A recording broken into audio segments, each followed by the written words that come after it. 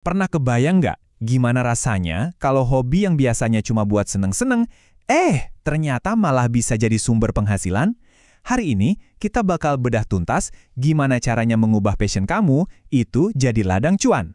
Yuk kita mulai dengan pertanyaan simpel ini.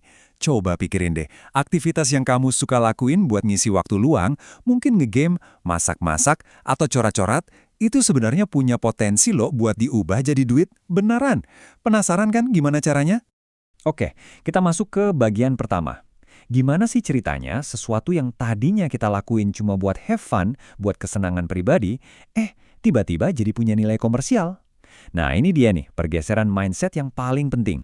Coba deh lihat perbandingannya. Di satu sisi, ada hobi. Ini murni soal kepuasan pribadi. Nggak ada tujuan finansial sama sekali. Nah, di sisi lain, ada nilai ekonomi. Disinilah kreativitas dan inovasi kamu mulai diukur pakai uang. Jadi pergeserannya itu, dari yang tadinya cuma buat aku, jadi bisa dijual ke pasar. Nah, tempat di mana sihir ini terjadi itu namanya industri kreatif. Anggap aja ini semacam wadah raksasa. Disinilah kreativitas, skill, dan bakat-bakat individu kayak kamu diolah buat menghasilkan sesuatu yang punya nilai jual. Keren kan? Oke, pertanyaannya sekarang gimana dong caranya mulai? Tenang, semua ada langkah-langkahnya. Yuk kita lihat peta jalannya, ada 6 langkah transformasi yang bisa kamu ikutin. Ini dia nih, ke-6 langkahnya. Mulai dari yang paling awal yaitu ide kreatif, terus ke produksi, nambahin nilai, komersialisasi, distribusi dan pemasaran, sampai akhirnya dikonsumsi dan diapresiasi sama orang lain. Ini adalah sebuah siklus yang utuh. Jadi, kita fokus dulu ke 3 langkah pertama. Ini adalah fase penciptaannya. Di sini, kamu mengubah imajinasi di kepala jadi karya beneran. Bukan cuma asal jadi ya, tapi karya yang berkualitas, punya keunikan, dan punya cerita. Inilah yang bikin produkmu beda dari yang lain. Nah, kalau karyanya udah jadi, saatnya kita jualan. 3 langkah berikutnya ini fokusnya ke sisi bisnis.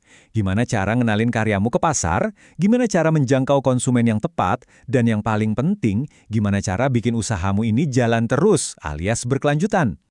Biar lebih kebayang, coba lihat contoh-contoh ini. Hobi masak, wah bisa banget jadi food content creator. Suka gambar, jadi ilustrator atau desainer grafis, itu jalurnya. Bahkan yang hobi main game, sekarang bisa jadi streamer atau atlet e-sport. Gila kan, peluangnya tuh luas banget.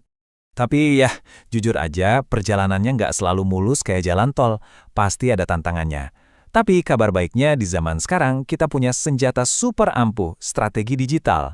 Yuk, kita bedah satu persatu, tantangan dan juga solusinya. Oke, kita harus realistis. Beberapa tantangan yang mungkin bakal kamu hadapi itu misalnya soal konsistensi dan disiplin. Terus, persaingannya juga ketat banget. Belum lagi kita sering nggak ngerti bisnis, pendapatan yang naik turun, dan soal perlindungan hak cipta. Ini penting banget buat disadari dari awal. Tapi tenang, semua tantangan itu ada strateginya. Kuncinya apa? Pertama, kualitas karyamu harus terus ditingkatkan cari keunikannya. Kedua, kamu harus paham pasarmu mau apa. Ketiga, bangun personal branding yang kuat. Keempat, kelola keuangan dengan pinter. Dan yang terakhir, jangan lupa lindungi karyamu lewat HKI atau hak kekayaan intelektual.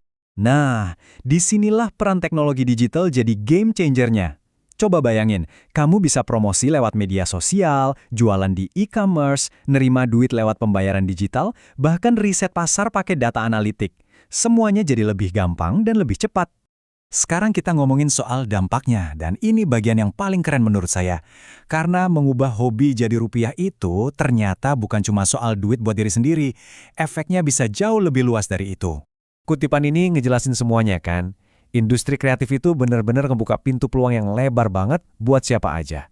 Ini kesempatan buat kita berkarya, ngelakuin apa yang kita suka, dan di saat yang sama dapat manfaat ekonominya. Dan dampaknya buat masyarakat itu nyata loh. Dari satu karya kamu bisa jadi tercipta lapangan kerja baru, bisa mendorong orang lain buat jadi wirausahawan kreatif juga, bisa ningkatin kesejahteraan, bahkan bisa mengangkat dan promosiin budaya lokal kita. Keren banget kan? Jadi, kesimpulannya, ini tuh bukan cuma soal ngubah hobi jadi duit. Intinya, ini adalah tentang menciptakan nilai. Nilai buat diri sendiri, dan juga nilai buat komunitas dan masyarakat luas. Nah, sebagai penutup, saya mau lempar pertanyaan ini kembali ke kamu. Setelah dengerin semua ini, kira-kira hobi apa nih yang udah siap kamu ubah jadi rupiah?